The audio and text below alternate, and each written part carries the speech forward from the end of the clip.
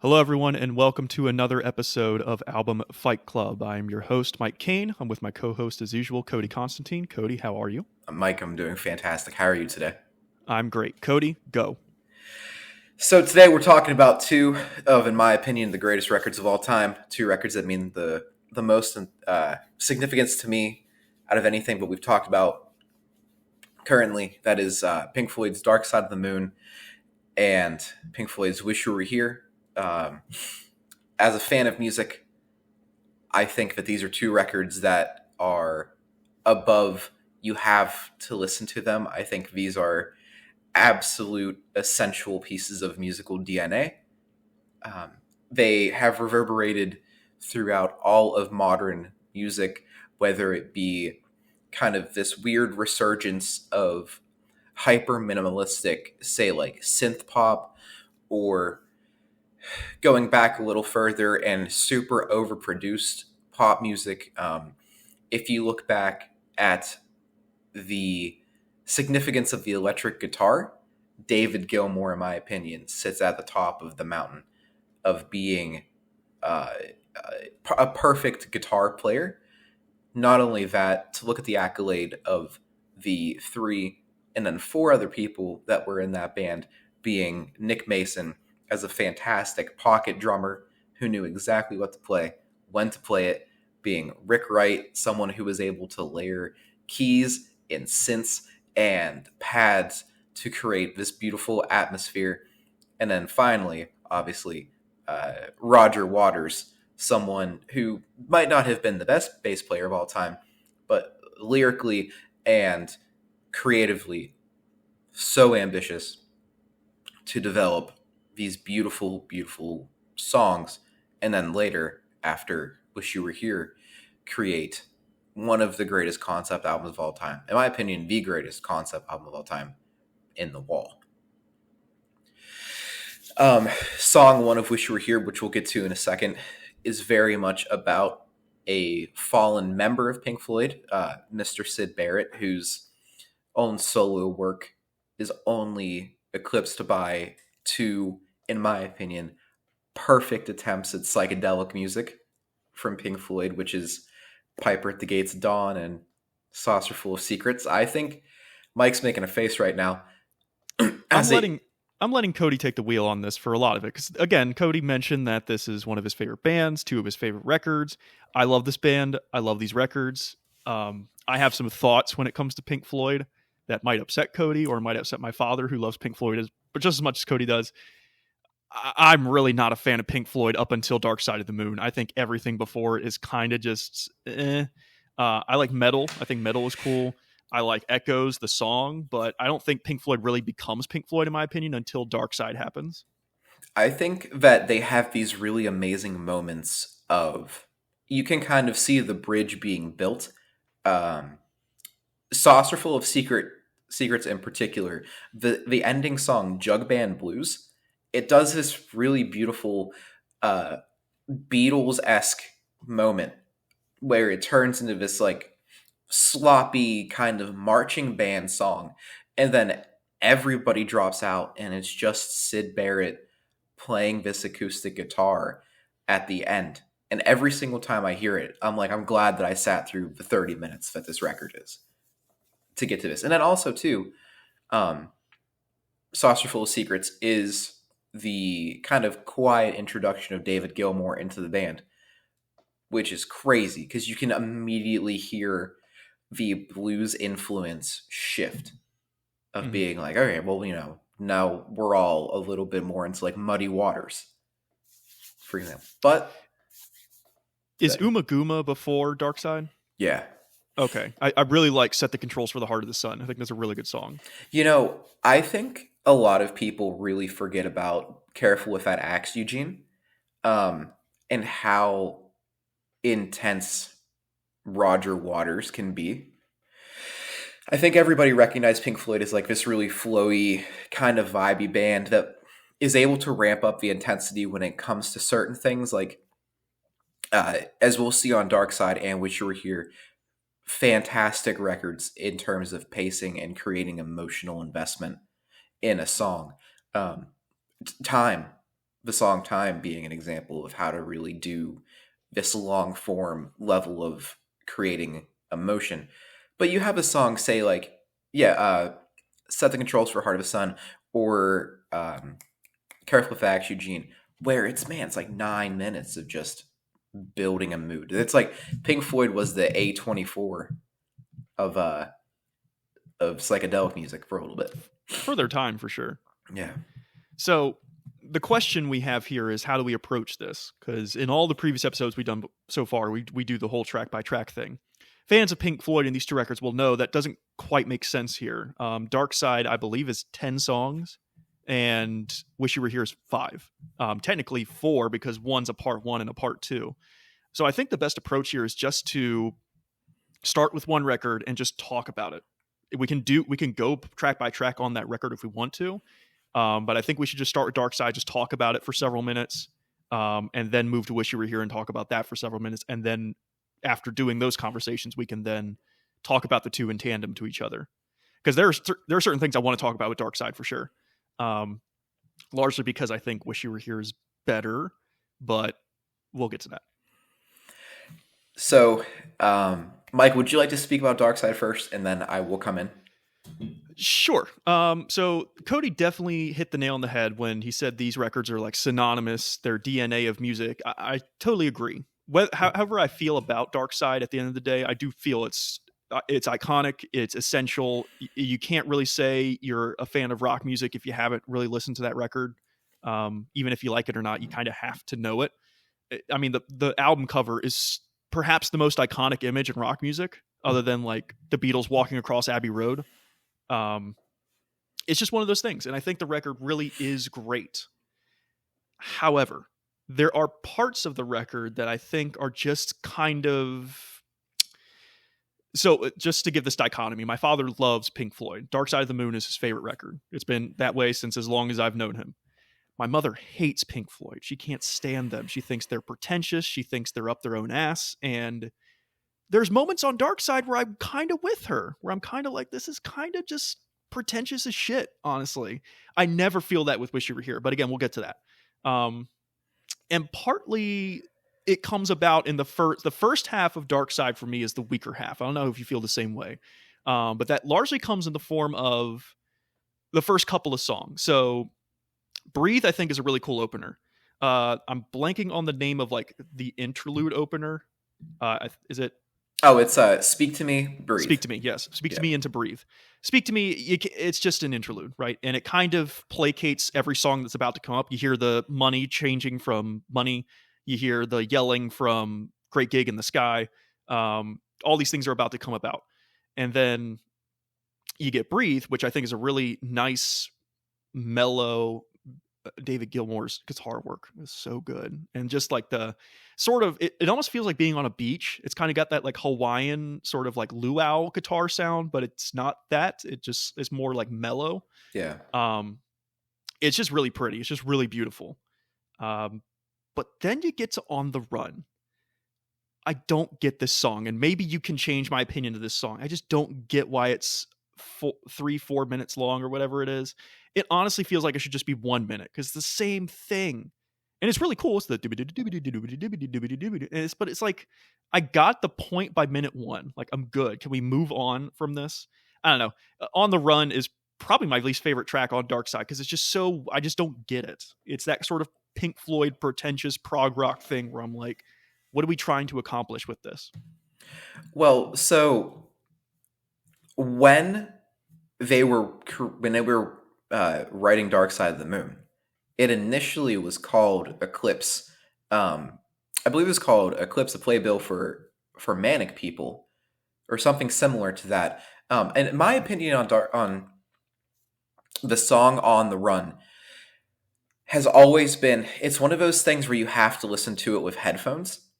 On the Run has always felt almost like the precursor to, say, like an Aphex Twin or like a Boards of Canada, where listening to it through headphones or listening to it through an iPhone speaker or through a car speaker, it's okay. But to really get the depth of the song, and I think the intention of what they were doing, On the Run is something that you have to kind of be in the moment with, kind of right beside it.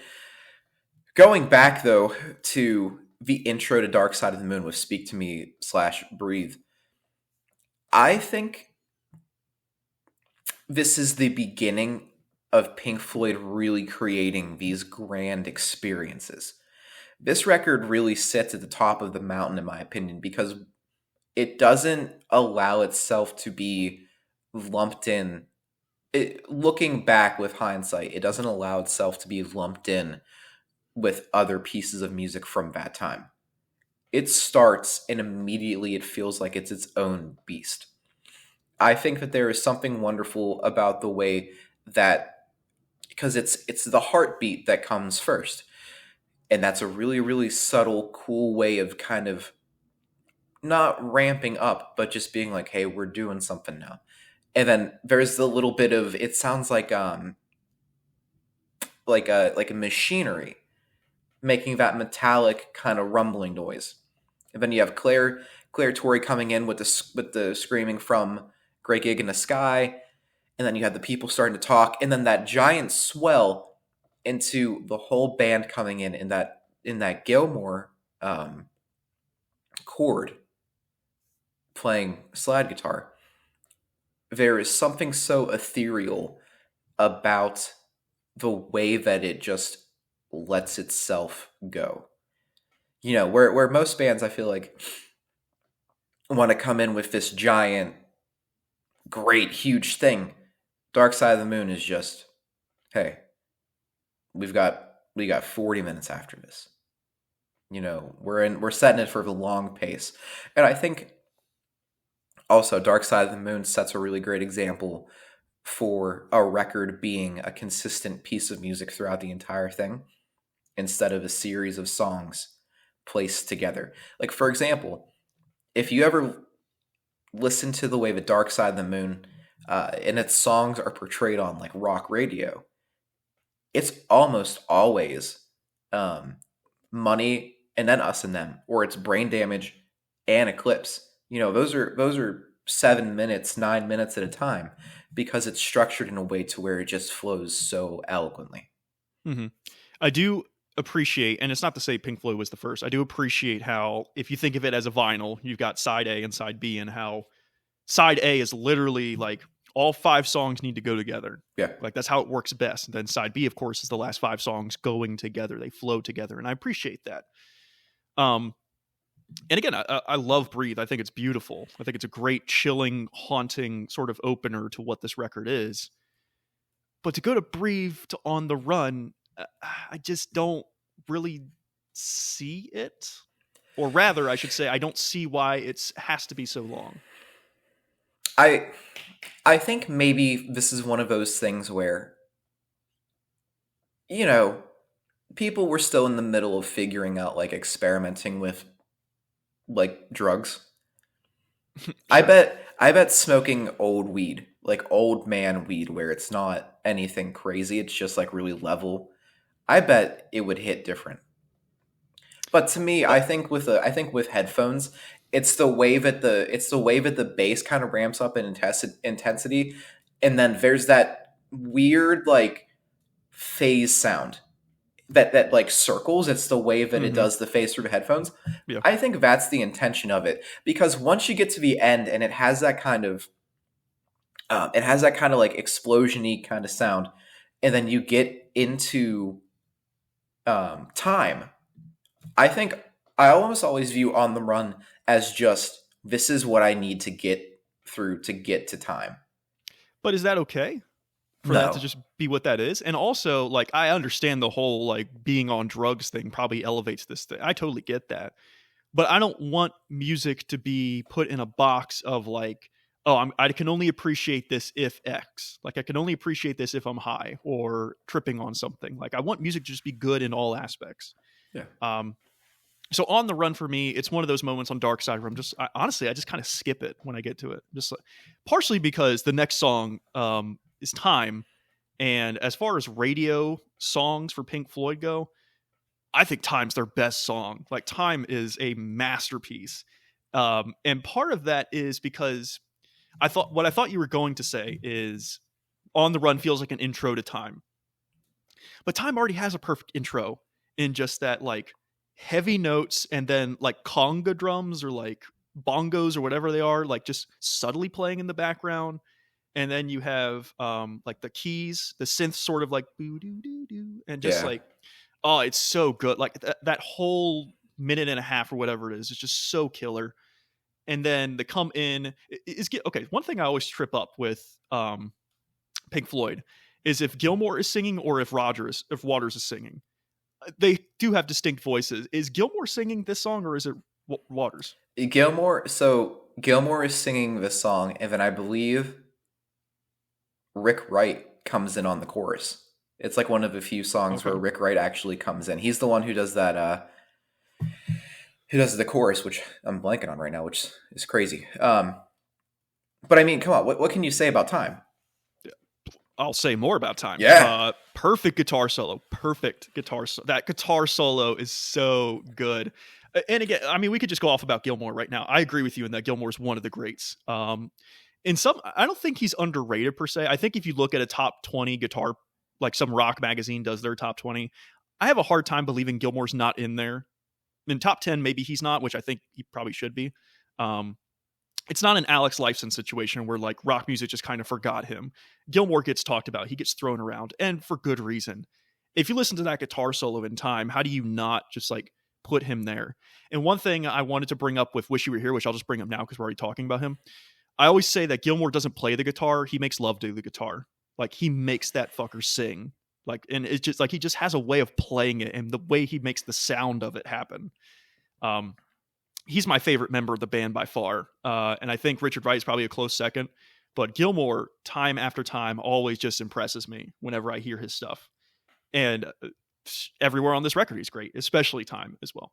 yeah, yeah. Time is one of those songs where I think if you were a young musician and you want to learn how to do song composition, this is a perfect way. Mm-hmm. If you want to get into really elevating an experience of creating a song, of making a song that is enjoyable, and you feel like you can make it more interesting. The first, minute and a half of the song, 2 minutes, is just, like Mike said, conga drums and keys. But man, this is the start of the run for me where Nick Mason becomes the best fucking drummer of all time. And it's not because of all the crazy shit. It's not because of all the crazy shit, Mike. It's because every single time that he comes in, it makes perfect sense. He comes in with just those ba ba ba ba. Dude hits it. And I think that so many people going down the line are so intense in their abilities, which is really cool. But what we miss sometimes in rock music is someone being able just to sit in the pocket, just play the drums. Really, are you serving the song? That's what I think really is the strong suit of some of this record, of a lot of this record, is everybody in the band knowing their position and letting it all culminate. And there are moments, where Nick Mason has he'll come out a little bit, or Rick will come out a little bit, or David will come out a little bit on top of what he's already doing. And I think that's so beautiful because it's not a David Gilmour record. It's not a Roger Waters record. It is Pink Floyd. I really like that comment because I feel like a lot of later records are Roger Waters records, and that's why I have issue with them. But Yeah. To your point about Nick, I agree he's great.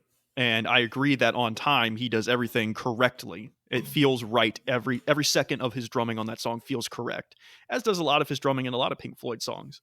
Would I place him in the top 10 of rock drummers? No, I would not.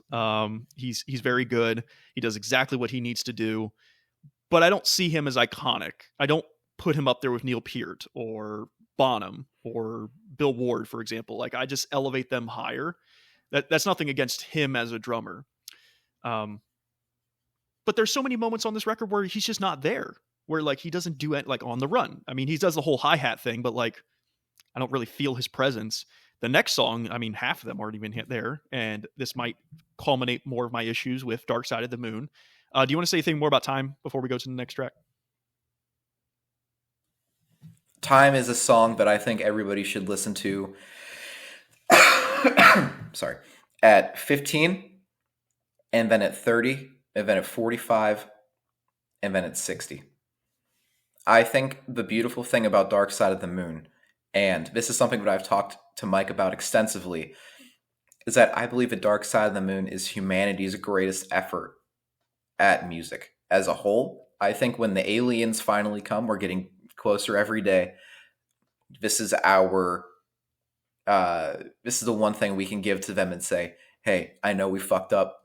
I know we did the Crusades, and then, we did the Salem witch hunts, and then all this fucked up shit. We have good in us, and this is it in 40 minutes. Other than that, man, great gig in the sky. I want to know what you think about this song.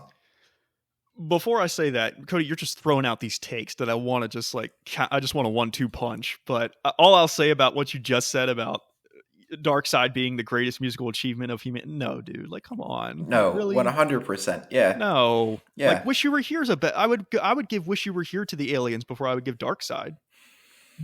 I think Wish You Were Here is too personal, but I think that's what makes it beautiful. Okay, hold on, stop. All right, we'll get to that. We'll get there. Great Gig in the Sky, very cool in a vacuum. Okay, here's my second.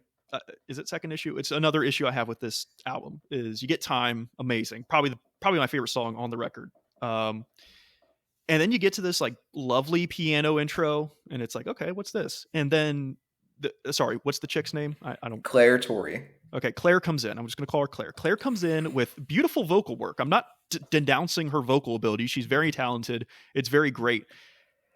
What is the point of this song? Again, is my issue. What was the point with On the Run? What is the point of this song? And moreover, maybe this is the time we talk about it. What is the point of this album? If it's a concept album, which so many people claim it is, what is the concept? What is the point? I just don't see it. I don't get it. Because you get Time, which again, beautiful. And then you get to this, and it almost seems like totally counteractive. It's totally unintuitive to what we just talked about. Sorry, my video feed is like going crazy. Just we're recording audio, so we're fine. But I just, in a vacuum, I think it's great. Like I said. So, in my opinion, Great Gig in the Sky is much more of an experience than a song, and that's like a cop-out answer. I really love the keys behind it. I think that Claire Torrey very much went into the booth and did something that is so animalistic. I think that's the beauty of this song. Someone once described to me as like, this is about like, life and birth and then like the pain of existence. And I disagree. I think this is just interpretive art. I think when they went in, they just kind of said, hey, do something that will be cool. In my opinion, though, this is my least favorite song on Dark Side. I dislike that it ends side A. I dislike that this is the last thing that you hear before you get to flip the record over, and then, in my opinion, the song. But for all intents and purposes, I think that it's a very beautiful part of the entire Dark Side of the Moon experience and lineage. Claire Torrey very famously went into the booth. They didn't know that she was going to do. They hired her. She went into the booth, played the song once, and said, "Okay, I'm gonna do my vocal take." Did the vocal take, Mike, and then got so embarrassed that she left immediately after, and didn't hear the finished song until it was like on the record. Yeah, I feel like I've heard that story from like a documentary or something. Which is crazy. Could you imagine? Yeah, I mean, it is wild. And like I said, she's great on it. I have no problem with what she does on the track. And it's interesting that you say it's your least favorite song, because, I think of something like On the Run. And I think the song has a lot more going on than On the Run does. It just, in the whole grand scheme of Dark Side, I'm just not quite sure what its purpose is or what it's doing. Do you have an idea of what the concept of this record is? Or what you might think it is? So I've always viewed Dark Side of the Moon as somebody later in life, maybe in their like mid 60s, early 70s, taking a look back at all of the things that kind of like grand scope make up the deal. Where it's like, Speak to Me, Breathe in the Air is like the beginning of kind of starting to reflect. And then On the Run is the way that life just kind of picks up whenever you turn like 25. And, it's kind of that LCD sound system lyric theory where it's you spend the first 10 years going as fast as you can, and then the next 10 years trying to get with your friends again. That's what On the Run is to me. It's like the busyness of city streets and trying to grow, say, in business or your career path or whatever.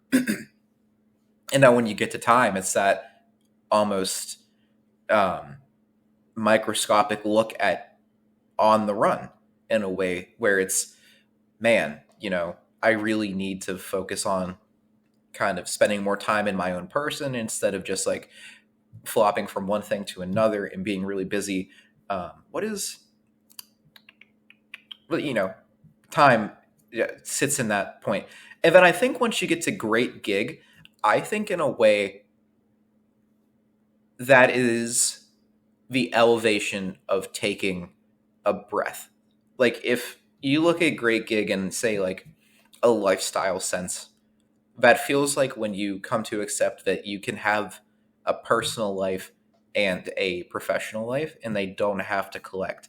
And that ability to spend time outside, that ability to just let life freely pass by in some moments. And I think that's what the singing means to me. It's the ethereal way of being like, hey, we're just feeling things right now.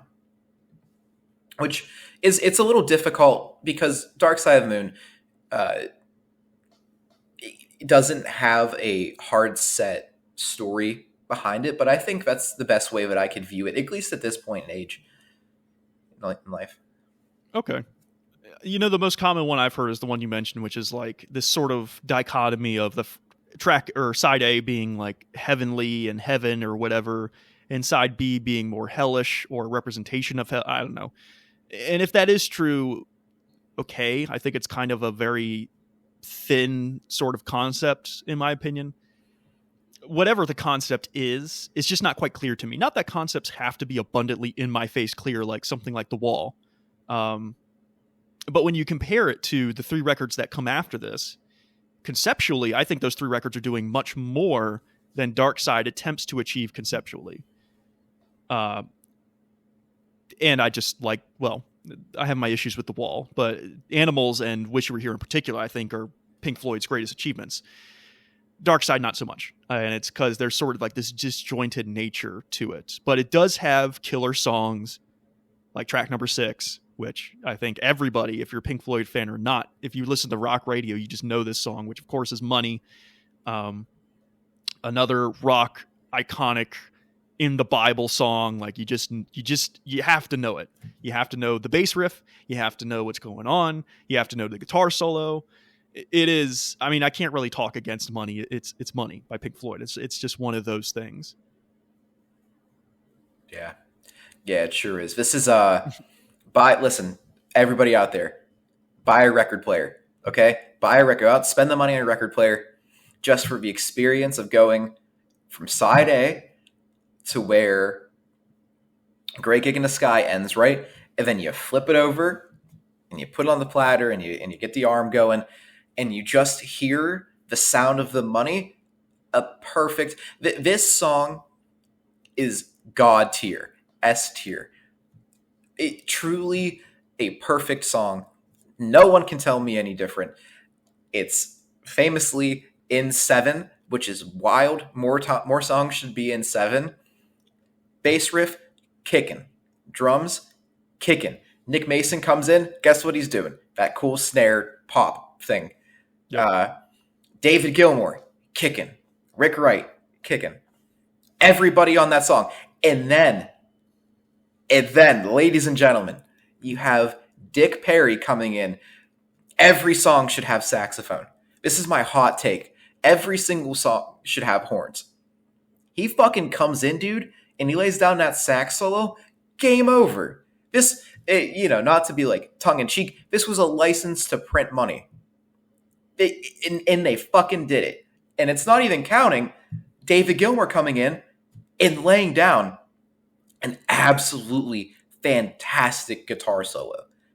At really an elevated guitar solo that speaks to the song. In a weird way, it speaks to kind of the freewheeling greed that will be touched on later in Wish You Were Here about, hey man, we got a hit. Let's print this cash. Let's get it done.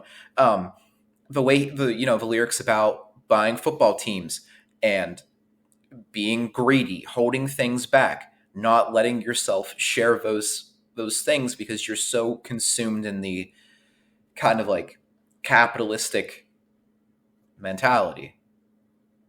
A fucking crusher of a song. Yeah, I agree. It's S tier. You can't put it any lower. It's just so iconic. It's so well done through the whole thing. I love the sax that you mentioned. I don't agree that every song should have sax on it, but that's fine. Have you? This is kind of off the boat of the track we're doing, but have you heard Roger Waters' new take on money? He's doing the whole like Redux Dark Side. I haven't. Man, you need to listen to this. Like, put it on paper or something. He does. So that he's like redoing Dark Side of the Moon in his pretentious, fucking stupid brain that he is. He's like the Kanye of rock music, in my opinion. He's just like this pretentious dickhead who thinks like, oh, I know what I'm doing. The guys in the band before me didn't know anything, but I know. Which is also part of the reason I can't put Pink Floyd at like one of the greatest bands ever, because Roger Waters was a part of it. But maybe we'll talk more about that when we get to Wish We're Here. Anyway, listen to his new take on money. He does this really cool, admittedly, he does this cool thing with like a subdued version of the riff. Mm-hmm. It's kind of got like this like Georgia blues feel to it, and it's really cool. But then he comes in with his pretentious vocal approach that he thinks is so brilliant. I wish you would have heard it prior to this episode, but that's okay. I really want to hear your opinion on it. It takes money from an S tier track to like a C tier track in literally seconds. Which is really unfortunate because he's sort of tarnishing the legacy of what this record is and what the band is. But that's Roger Waters. He's kind of just a douchebag and kind of needs to just retire and give up. He's a really odd person.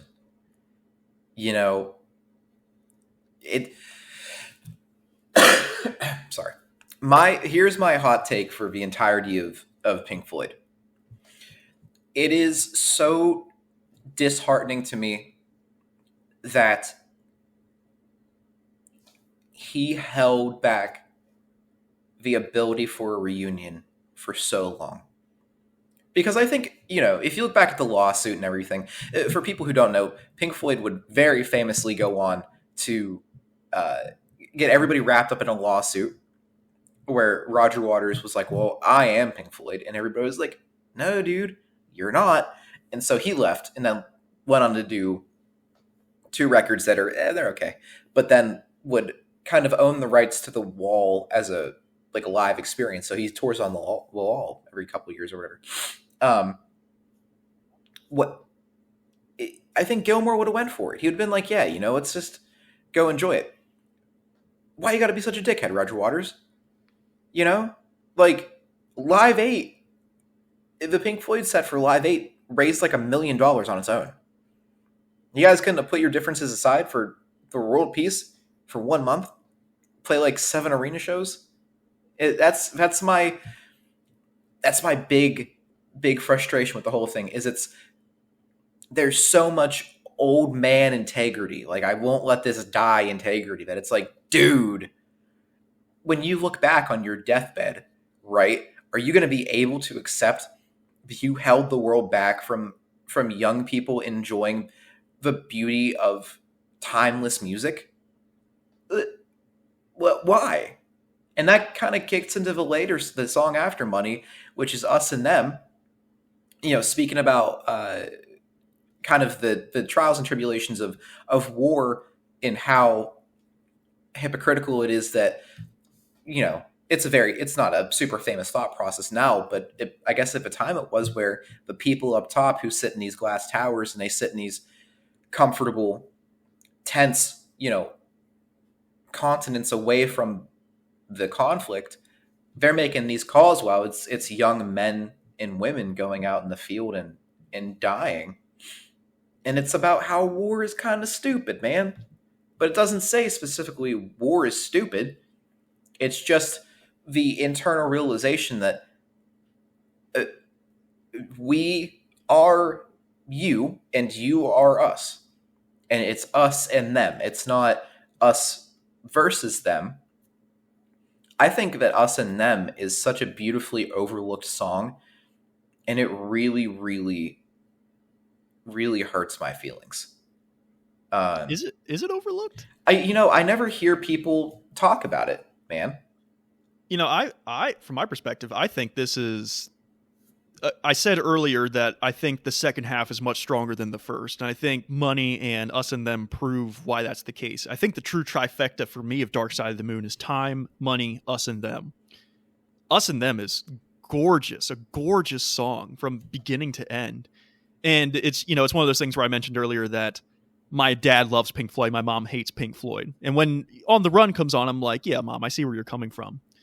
But when Us and Them comes on, I'm like, Mom, how can you not love this? It's so beautiful. Like, even if it's not even it doesn't feel pretentious at all in any second of the song. Does it feel like Pink Floyd's like getting on this highfalutin pedestal that sometimes I feel like they get on? The sax comes back. It's beautiful. Every instrument is subdued in just the right way. And I feel the vocals really take on the forefront of the song until they get to the chorus where everything sort of like turns it up a notch. And it's sort of like this joyous affirmation, like you said, of like we have separate things about us, but we aren't separate people. We're all human at the end of the day. We're all these collective bodies that should do greater things together rather than attempt to achieve separate things alone. It's another S tier track for me. I think it's beautifully done. There's a section in the in the second chorus where David Gilmour and Richard Wright both sing, "Haven't you heard that it's a battle of words? The poster bearer cried, listen, son, said the man with the gun. There's room for you inside."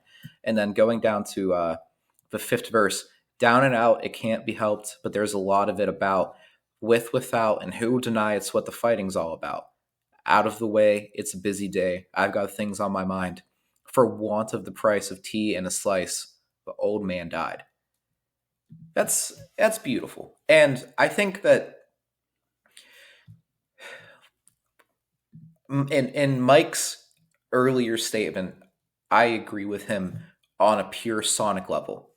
I think that Wish You Were Here sits above this. But for me personally, Dark Side of the Moon has always spoke to me in a way. And after we talk about Dark Side, I'll tell everybody the reason why. But Us and Them, classic. Banger, and then we transition into Any Color You Like. Mike, do you like this song?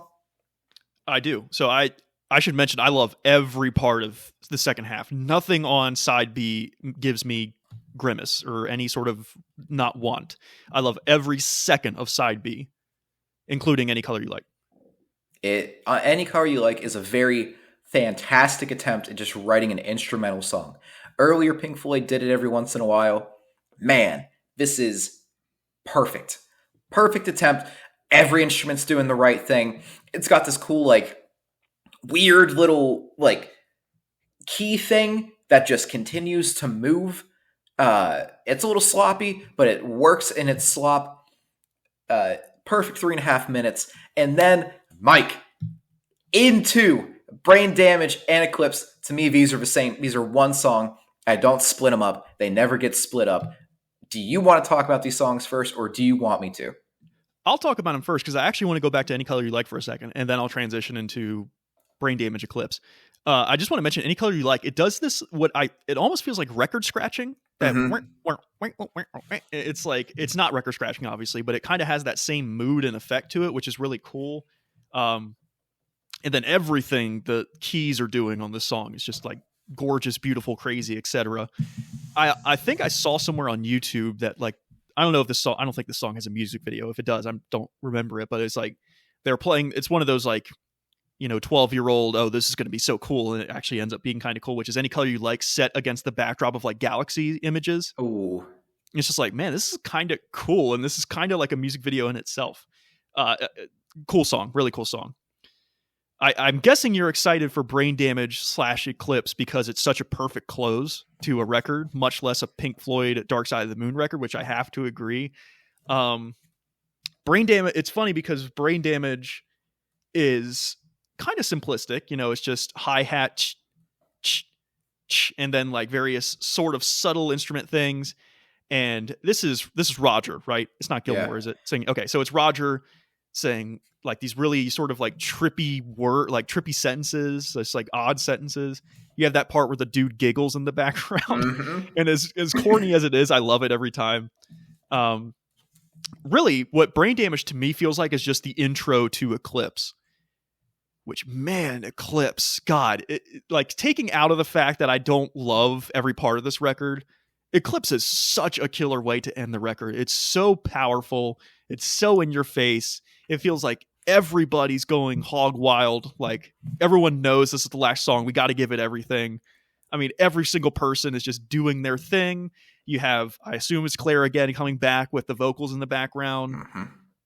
It just builds perfectly. It ends perfectly. It just has its arc of like go up, go down, and I don't know. It's hard to put into words how like perfect it is, but it really is just like a solidified, perfected close, not only to this record but to like any sort of like, it's a perfect album closer, I guess is the way I want to phrase it. Yes, Mike, everything you said is true. I'm about to just make a whole bunch of words and they're not going to make any sense, and then I'll try to make them make sense. Go for it. When you look at like misfit music for people who were weird, we're at a lucky place right now, Mike, where like nerd culture is kind of in a really beautiful acceptance. Dude, when I was 13, people weren't into D&D. People weren't into those things. No one wanted to play Catan. No one wanted to talk about H.P. Lovecraft or things like that. We weren't deep diving into Marvel movies. The beautiful thing about Brain Damage into Eclipse is that it becomes this one gigantic movement of being, it, like the song says, kind of like a lunatic. He says, Roger sings here, the paper holds their folded faces to the floor, and every day the paper boy brings more. And if the dam breaks opens many years too soon, and if there is no room upon the hill, and if your head explodes with dark forebodings too, I'll see you on the dark side of the moon. You raise the blade, you've made the change, you rearrange me till I'm sane. You lock the door and throw away the key. There's someone in my head, but it's not me. But this line right here, and it always makes me this is the ramp up to me getting emotional about this record. And if the cloud bursts thunder in your ear, you shout and no one seems to hear. And if the band you're in starts playing different tunes, I'll see you on the dark side of the moon. Right? And you go, okay, cool. That's the end of the record. That's not even the end of Brain Damage, dude. And then they transition into this awesome, this cinematic ending, this bombastic attempt at going, we've done it. We have made, in my opinion, a perfect record. And I'm just going to read the lyrics. All that you touch and all that you see and all that you taste, all you feel, all you love, all you hate, all you distrust and all you save, all that you give, all that you deal, all that you buy, beg, borrow, or steal, and all you create and all you destroy and all that you do and all that you say and all that you eat and everyone you meet and all that you slight and everyone you fight, and all that is now, Mike, and all that is gone, and all that is to come, and everything under the sun is in tune, but the sun is eclipsed by the moon. And lyrically, right, it is, we talk a lot about words on this podcast. We talk a lot about the intention behind things, how hard these things hit. This feels like the break in the barrier between fan and musician. This is the internal connection of, we have all experienced these things. It's the same thing that Black Flag would do a few years later with like Damage or Rise Above, or Minor Threat would do with Seeing Red, and then later bands would do with separate music. Jeff Buckley turned that version of Hallelujah into his own because he was speaking directly. That is the beautiful thing about Brain Damage into Eclipse. It builds in every sense of the term. And when it ends and it gets back to that heartbeat and everything is swelling down, it is the final moments of perfection. Wish You Were Here, like I said, objectively, is the better record. But there is something about the way the dark side flows and its ups and its downs that every time I get to Eclipse, I feel like a young man again sitting on my back porch. I'm looking at the woods and I'm looking at the sun, and I'm reverted back to this less stressed version of myself that has just found a new part of my identity. And I think that is what is so beautiful about Dark Side of the Moon. It exists as songs, as 10 songs. Yeah, you could listen to every song on the record by itself. If you want to listen to side A, cool. You want to listen to side B, cool. As an experience, that is where it really sits atop. And I think, obviously record sales prove it. It sat on Billboard for 23 years. But it sits there as a way to just appreciate, in my opinion, the human experience. Is there anything else you'd like to say about Dark Side of the Moon? Well, I don't know how to follow up that, but I will say that, I mean, I've already kind of said it, but Eclipse feels like a galaxy imploding. It feels like planets colliding. Like it's just that big. And I mean, whether you want headphones or you want speakers or you just want to be in a room surrounded by 100 speakers and this thing's just blasting you to smithereens, any sort of audio format that Eclipse is being produced through, it sounds huge. And I think that's a great accomplishment for the audible sense of that song, is that no matter what format you hear it through, it sounds massive. And I can greatly appreciate it for that. It does. And yeah. I think that there has to be a special mention for the keys that are happening in this song. I've never played keys. I don't know how to navigate a keyboard. Man, just these beautiful runs up and then down. And it's so, Mike, it's so lush. That's what it is. It's like if you went into a sensory deprivation chamber and then you went outside. That's what it feels like. It's just so full and lush. And Mike is absolutely correct. Any way you listen to this song, it sounds massive. And the beautiful thing about it is that if you add a layer of a listening experience, say you go from just a speaker to headphones, even if it's cheap headphones, it adds something. And then if you want to update your audio listening system to go from wave to FLAC, bigger. And then you want to get a turntable and have a huge audiophile collection, it gets even bigger. That's the cool thing about these last two songs, is that they don't end on this dour, oh, the record's ending. The record is over. We're back to it, Yeah, the planet that is Dark Side of the Moon is falling to pieces. It's apocalyptic. Like you can see the comet or the asteroid coming, and then it hits, and it's like, okay, we're all dead. We just got like a few seconds left. It's really cool. It's a great way to close out what is a great side to an otherwise good record, in my view. But obviously, you went off on why you think it's amazing, and very well said, Cody. I'm not trying to denounce why you think this is better than Wish You Were Here. Oh, don't you worry, because if you want me to, I'll just go straight into Wish You Were Here. This is a hard stance that I have. If you were a fan of any kind of feeling, right? If you enjoy feeling things and you don't think the first song on Wish You Were Here, Shine on Your Crazy Diamond, part 1 through 5, is one of the greatest accomplishments in curiosity, in melancholy, in retrospection, in introspection, you were a fucking lunatic. This song is Pink Floyd and every single musician who is now involved in Pink Floyd at the top of their game, playing an absolute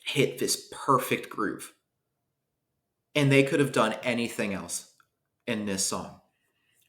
But it's long form composition in its finest work. Rick Wright is in his place. Gilmour is in his place. It must be 6 minutes before lyrics come in. Oh no, I'd say it's like 8 or something. Like on the, it really feels like.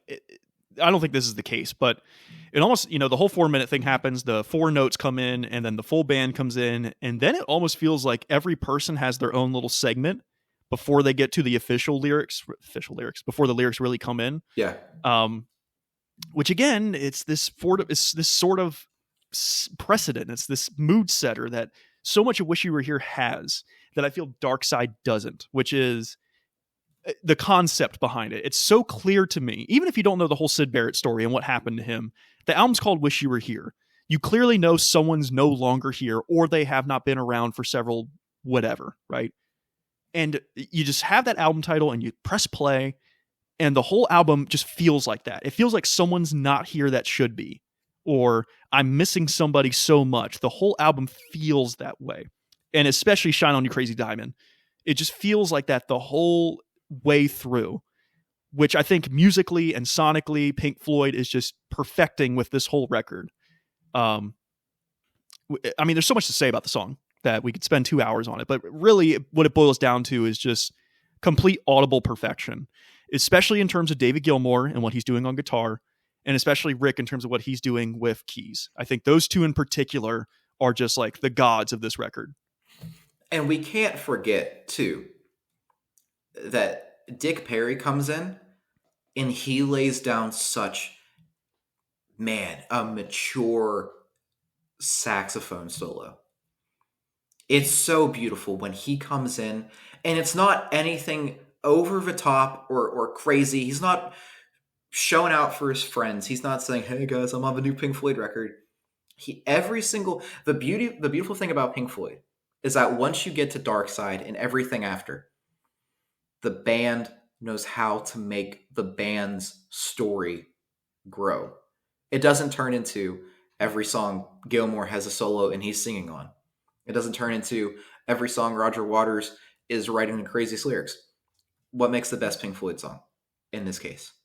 And that's what is so amazing about this final form of Pink Floyd.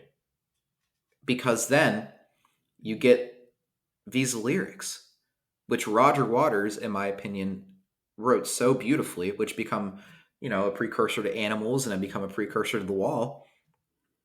Come on, you target for far away laughter. Come on, you stranger, you legend, you martyr and shine. You reached for the secret too soon, and you cried for a moon. Shine on, you crazy diamond.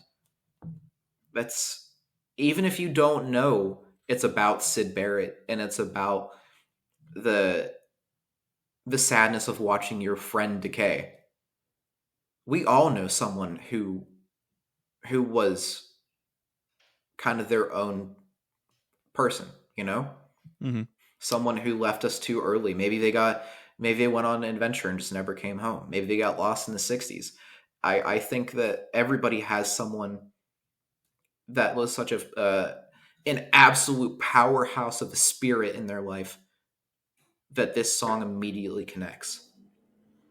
And I think that Wish You Were Here and Animals, which are by far my two favorite Pink Floyd records, I think they're also Roger Waters' greatest moments in terms of me being like, okay, it's not pretentious. So much of Roger Waters' career, I feel like he's just a douchebag, he's pretentious, he's whatever. I don't feel that at all on Wish You Were Here and Animals. Wish You Were Here in particular feels really genuine. It just feels like a friend talking about a guy he misses. Yeah. He just misses his friend, man. That's all it is. Like, it's not Roger trying to be like, oh, I got this concept about this wall and it's huge and I'm so smart. It's like, nah, man, I just want to write about my friend who I haven't seen in a long time and I miss him. Like, It's just so genuine and it feels genuine and it really connects with me. I mean, I think it connects with a lot of people, but I don't know how it can't connect when you listen to it. I think that there's a really, really beautiful layer here where you can appreciate the song as a fan of music. You can appreciate the song of a fan of experiences. And the deeper you go into the song, the more it kind of allows you to look inside of yourself. And I think that's really cool. And the nice thing about Wish You Were Here is that it's only these 5 songs, which Right. means every song either has to be a powerhouse or it's going to fall on its face. And that puts us right to song 2 on Wish You Were Here, Welcome to the Machine. If Roger Waters had not written The Wall, I think everything that he said could have just been Welcome to the Machine. This song is insane, Mike. Yeah. The it I it, Analog synthesizers are insane to me, and the low rumbling that you get from that sound is it's unimaginable to think of. But imagine if you stuffed like cotton balls in your ears and you put your head on train tracks. That is what the intro to this song sounds like. Man, and then the acoustic guitars that come in, it's crazy how serious Pink Floyd finds themselves here. But not serious in, like Mike said, a pretentious way. Serious in a sense of, we know that we can make this work, and so we know that we can tell a story. We don't have to be so free-willing. Not everything has to be so up all the time. We can make something a little more insidious. Yeah, I love Welcome to the Machine. It is exceedingly oppressive. It feels like Skynet has taken over, right?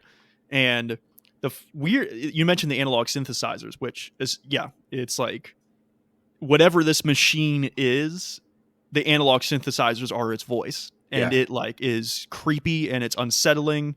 It's like H.R. Geiger levels of just like make your skin crawl. I don't know what it is, but it just is whatever this thing is I'm picturing. Really, really love what, and again, this is the whole concept thing where Dark Side, you get to On the Run, you get to Great Game in the Sky, and I'm like, I don't really know what this is saying. You go from Shine On You Crazy Diamond to Welcome to the Machine, which is Shine On You Crazy Diamond is like, okay, this person that we had is no longer here. How did we get here? Well, let's flash back for a second and go to Welcome to the Machine, which is, from a music standpoint, it's like, welcome to, the music industry. Welcome to radio. Welcome to this oppressive thing. It's sort of like the Hotel California idea of like, you can check out anytime you like, but you can never leave, which is you are now here. You made this hit song. You're popular. You're in the grindstone. You think it's great, except it really isn't. There's a lot going on here, and it's going to kill people. It's going to get people addicted to drugs. It's going to make people get arrested for things they shouldn't be doing. That feeling of like oppression and control over some greater power, like pulling the puppet strings, I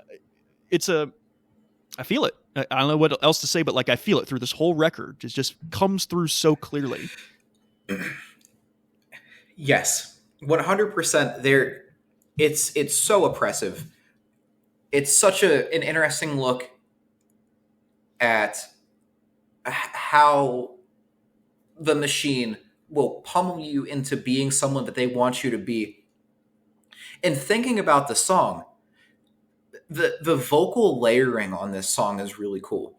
The harmonies that they do, the 3 different tracks that they do every time David Gilmour says "Welcome to the Machine" is beautiful.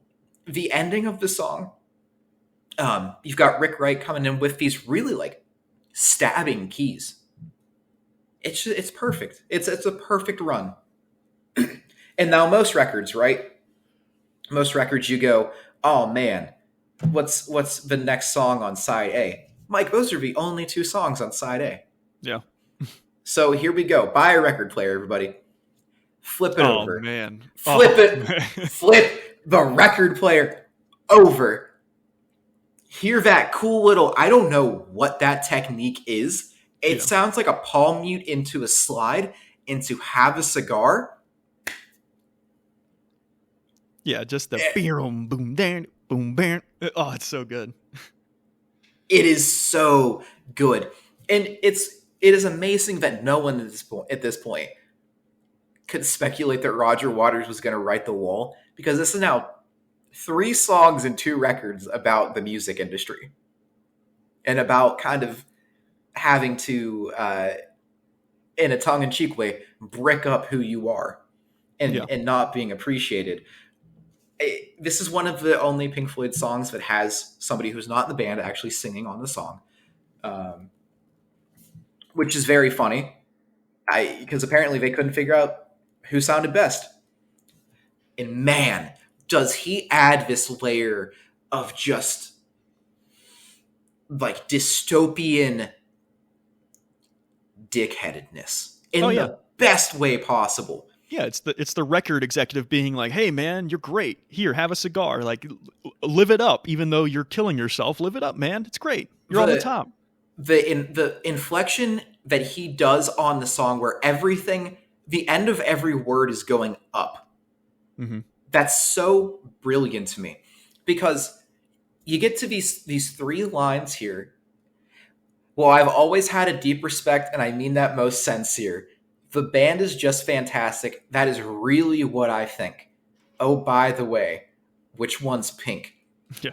Just, I have been in this scenario where you meet someone and you've got like 40 minutes to develop a lifelong connection, or you're not getting paid. And you're not growing as an artist, or whatever they like to tell you. Jesus Christ. And then going back to the sense of it being slightly sinister, down in the second verse or third verse, everybody else is just green. Have you seen the chart? It's a hell of a start. It could be made into a monster if we all pull together as a team. That is so fucking brilliant. This level of backroom handshaking of, guys, we're all in this together. Music industry executive, what do? You didn't know my name 6 minutes ago. You know? Just a crusher of a song. And you're right that it's sinister. It's what it is. But God, man, is that a sick groove they run through this whole thing? Oh, it's so like head bobby. It's so like, man, I hate to bob to this, but like, it's so clear that it's the backhandedness you mentioned. It's so clear it's the record executive like shaking the hand but holding the money behind his back and being like, hey. But the groove is so sick that I'm just like, oh, I'm kind of like, I want to go with the devil on my shoulder in this instance, because it just sounds so like menacingly sick, like that sort of like swing. I don't know, man. It's just awesome. And do you know, this is something that I never get to express. Do you know what one of my favorite parts of this song is? Like the fade out at the end. It just turns to radio. And that's so beautiful. Mm-hmm. That is so beautiful. No, go ahead. Well, no, you finish your thought. This is, I've said it the last 3 songs. This is final form musician level good. The groove that they hit, like Mike was just saying, it's so shocking that it's a Pink Floyd song. Because when people think of Pink Floyd, they think of, Money, Time, Comfortably Numb. These like dragging kind of things. Not this like blues riff. Where did this come from? It's one of 5 songs on the record. That's insane to me. That they pulled out this old backroom bar riff and made it into something so poignant about exploitation. And something I wanted to mention that I forgot is the Welcome to the Machine analog synth. It sort of comes back here. Mm-hmm. And it feels like it's the machine again, still having its fingers in the pudding, still having its strings pulling the puppet. Like, I just love that sort of, again, conceptual thing of like, they introduce the machine on Welcome to the Machine with the analog synth is what I feel that's what it's alluding to. And then you have these moments where the machine comes back. And yeah, it's not as prominent as it was in the last song, but it's still there. It's still hanging around the corner waiting for you to fuck up so that it can take control of you. Yep. I just love that kind of thing. It's so good. for all the praise that we can give Pink Floyd, and they deserve every bit of it for these 4 records, going from Dark Side, Wish You Were Here, Animals, to The Wall. If you've never given these records a fair shot, please do. They are landmark pieces of not only music, but in my opinion, both of these translate to the human experience in such significant ways. Wish You Were Here, which is the next song, it is a perfect, untouchable song.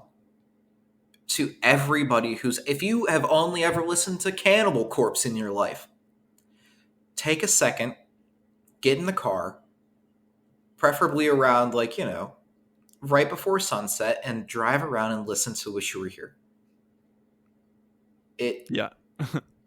I remember when I first moved from Ohio, Cincinnati area to Myrtle Beach. This was back in 2012, so I was 18 at the time. I was huge into Wish You Were Here because I loved the record at that time. I still do. And the song Wish You Were Here was such a huge thing to me because, one, I felt that way, right? I wish all my friends and etc. were here with me now that I'm removed. And two, the guitar on this song, it just captures the feeling so well. And I don't know if it was Gilmour's first take at it or if it was his 100th, but how many takes he did, he picked the perfect one, right? It's one of those things where what was the studio session like? Did he come up with it immediately? Was it one of 5 and he just went with this one? Whatever the case was, he went with the perfect thing to do.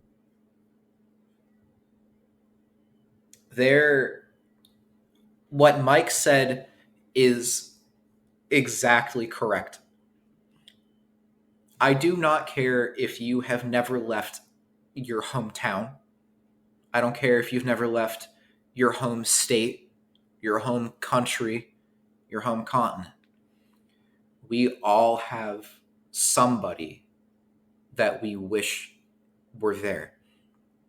David Gilmour comes in playing this guitar riff, this guitar section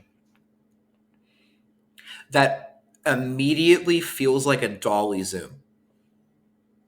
And for those of you who don't know what a dolly zoom is, it's a film technique that was famously used in Jaws, where you pull the camera back, but you zoom in to the person. So you get this really, it's like a stretch. Mm-hmm.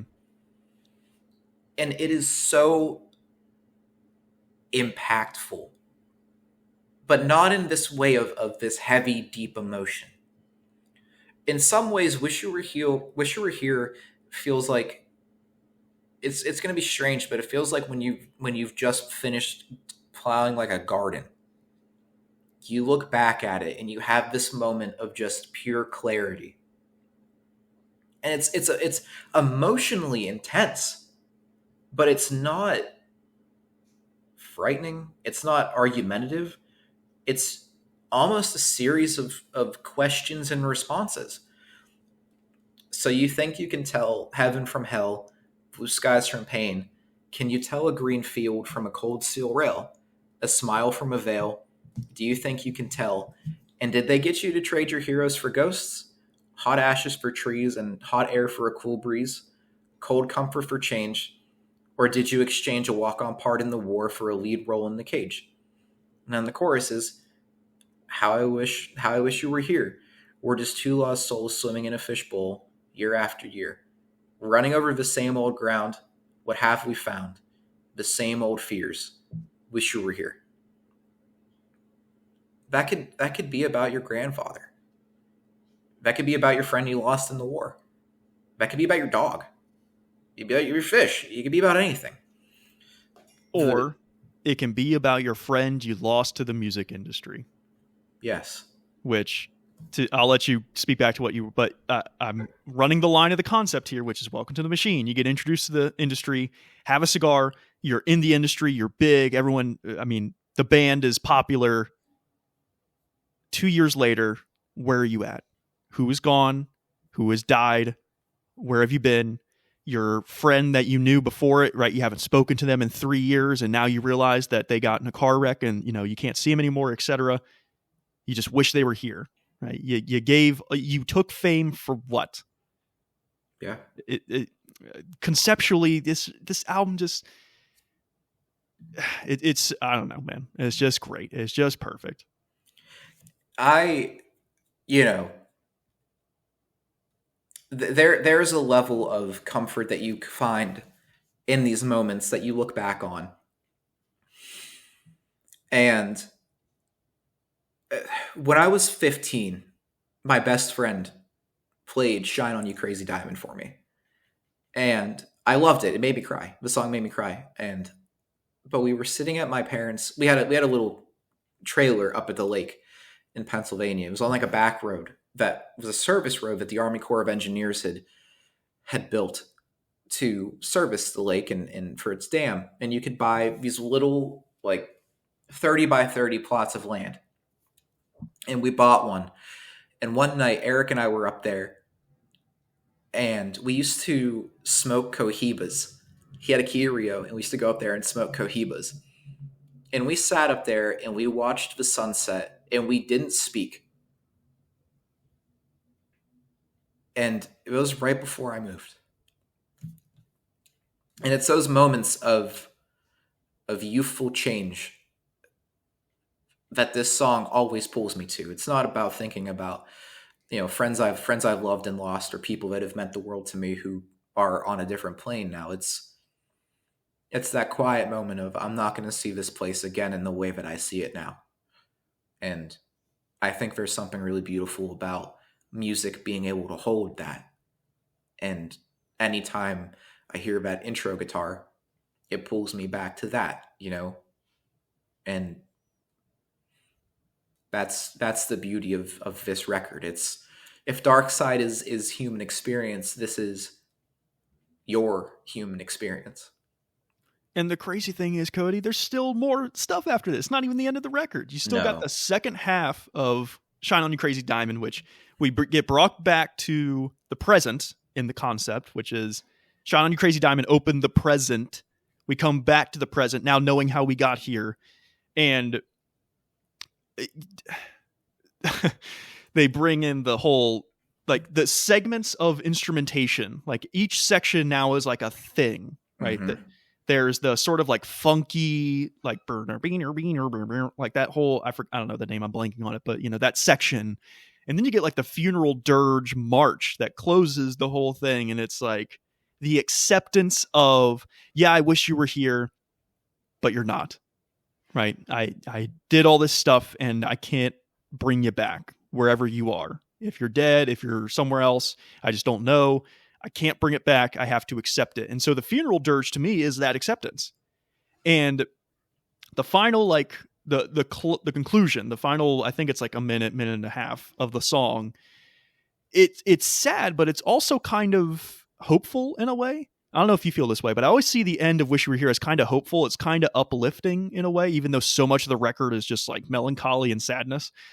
The last bit's kind of like, yeah, I gave all this up. I did all these things, but, I wish you were here and you can't be, and that's really sad, but at least I know you're somewhere, right? At least I know your existence is still happening. And I wish it was with me, but at least I can accept the fact that maybe you're off somewhere better, right? Maybe your situation now is better than what it was. Now we tie this into Sid, which we know his situation was not better. In fact, it got much worse. But I don't know. I always saw the ending as kind of hopeful. I don't know if you felt the same way.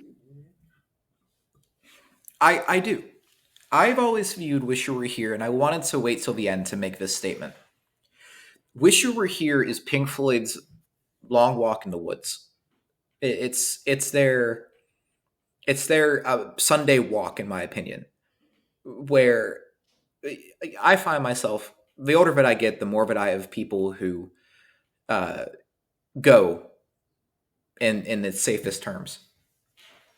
I now take these long walks where I allow myself to just feel everything.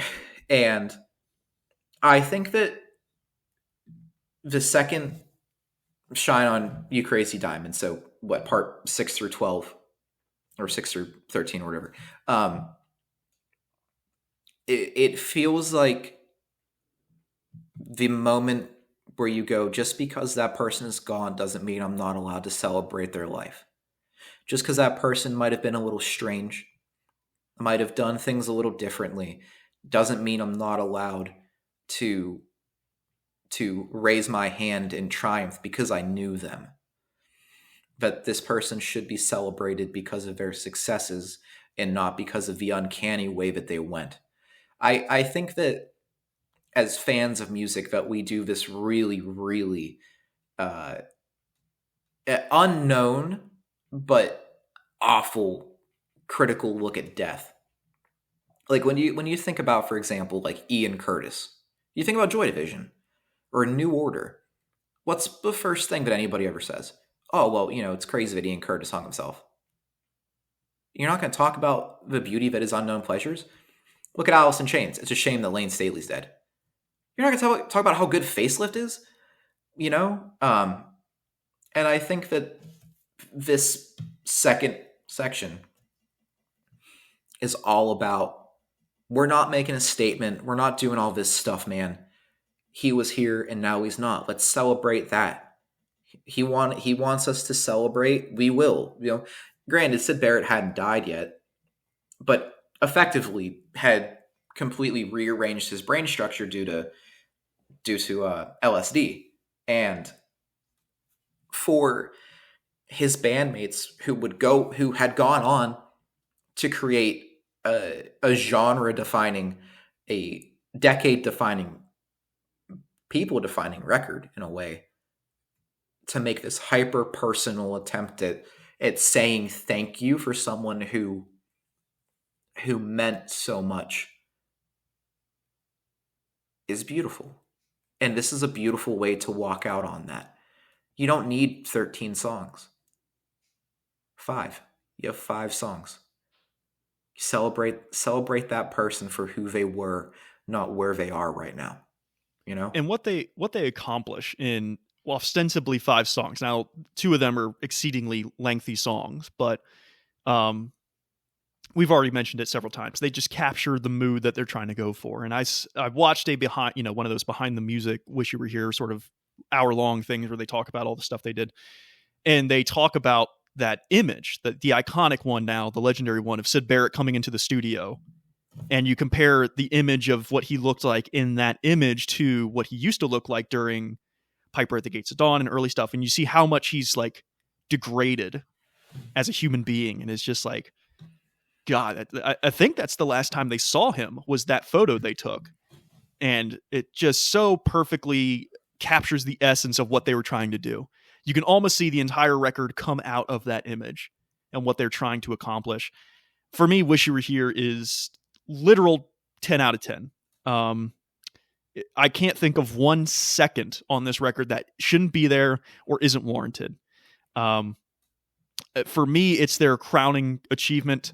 I think Animals is a really close second. We're not talking about Animals, but I think Animals really does a lot of great things musically. That's also a record where I wouldn't change a second of it. It's just perfection when it comes to Wish You Were Here. And so I say that, and I throw it to you, Cody, to say, how can you possibly think Dark Side is better than this?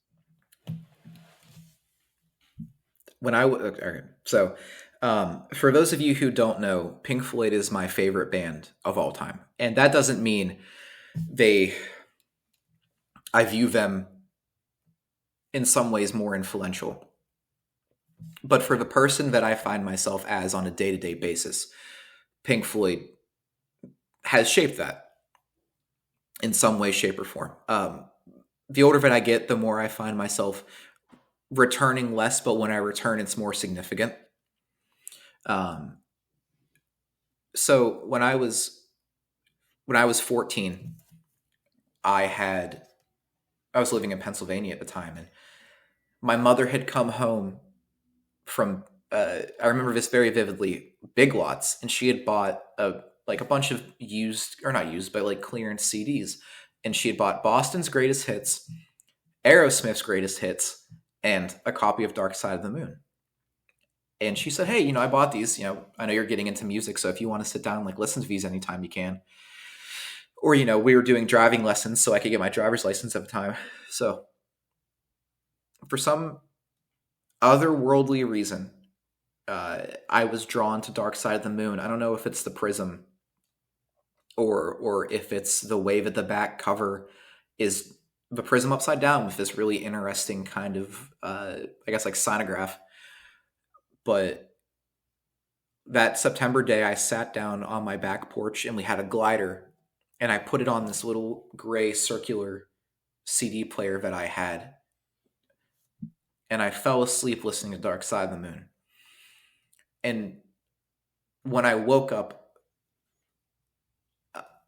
I was absolutely a different person. And I would later find out that Dark Side of the Moon was something that my birth mother would play when I was in the womb. She would put headphones over her stomach and play Dark Side of the Moon for me as an infant. Dark Side means everything to me about music.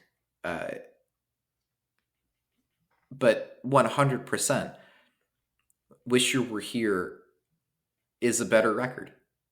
Dark Side, just, I hold it in a critical way as perfect because of its imperfections.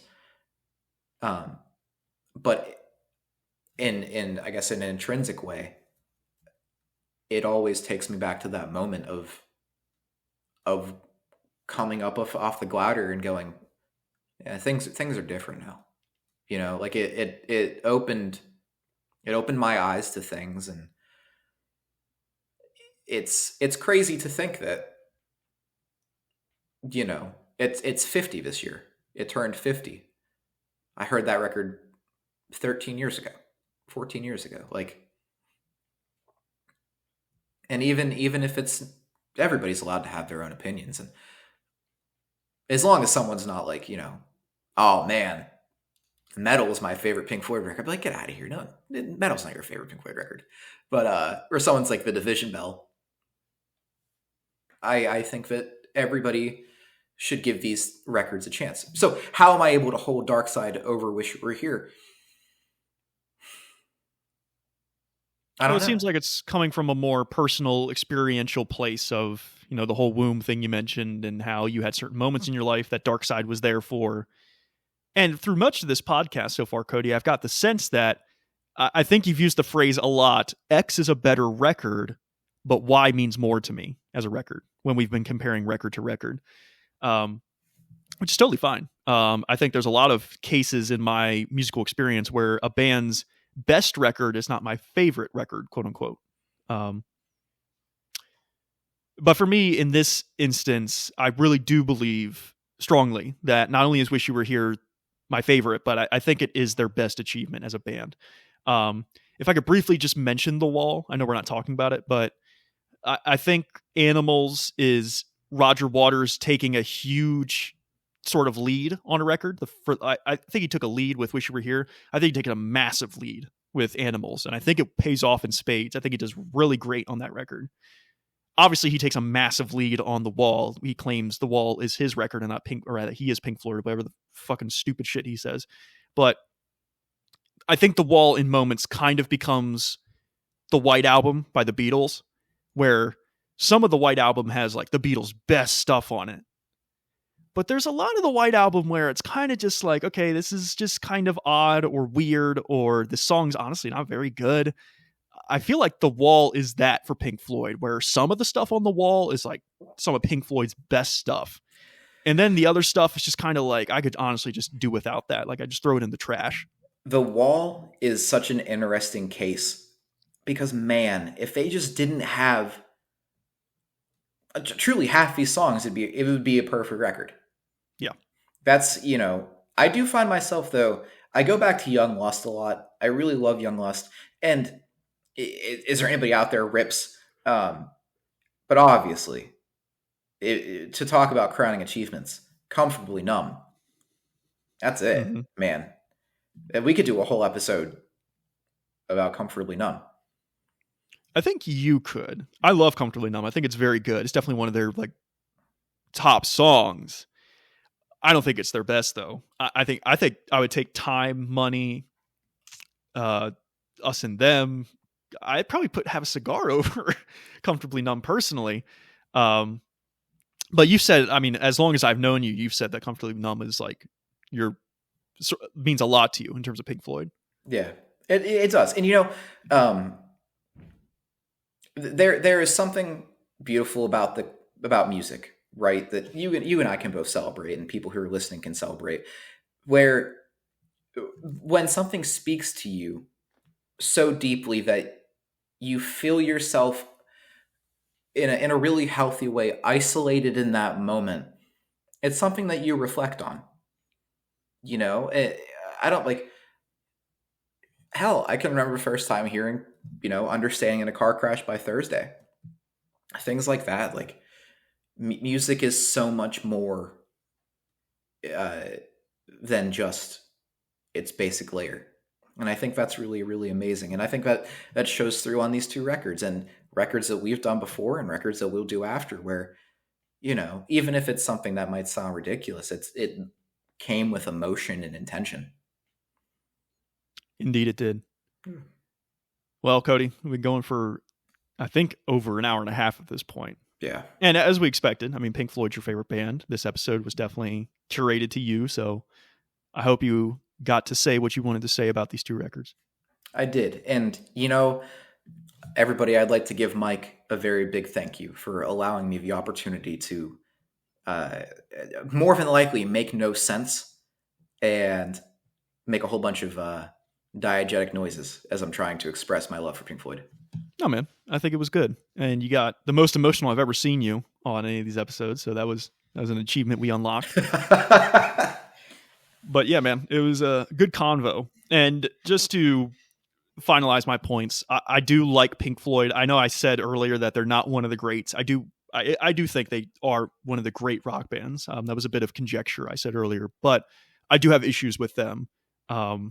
But when it comes to a record like Wish You Were Here, I have no issue at all. I think it's every second of that record is perfect. And I'm very happy to live in a world where that record exists and I can go back to it if I need to. And Dark Side's cool too. Dark Side, for as much as we can, I guess, joke around with it, please check these records out. They are timeless for a reason. Sometimes, in more recent culture, there's been a lot of, I think, what's the word here? People kind of trying to place things in this grand critical sense. It's the most important thing ever. These two records have outlasted almost entire genres of music. They matter for a reason. People celebrate these records for a reason. Listen to them. If you were 16, right, and you didn't like Pink Floyd, I don't know, dude, maybe 32-year-old you will like Pink Floyd. A lot changes in 16 years.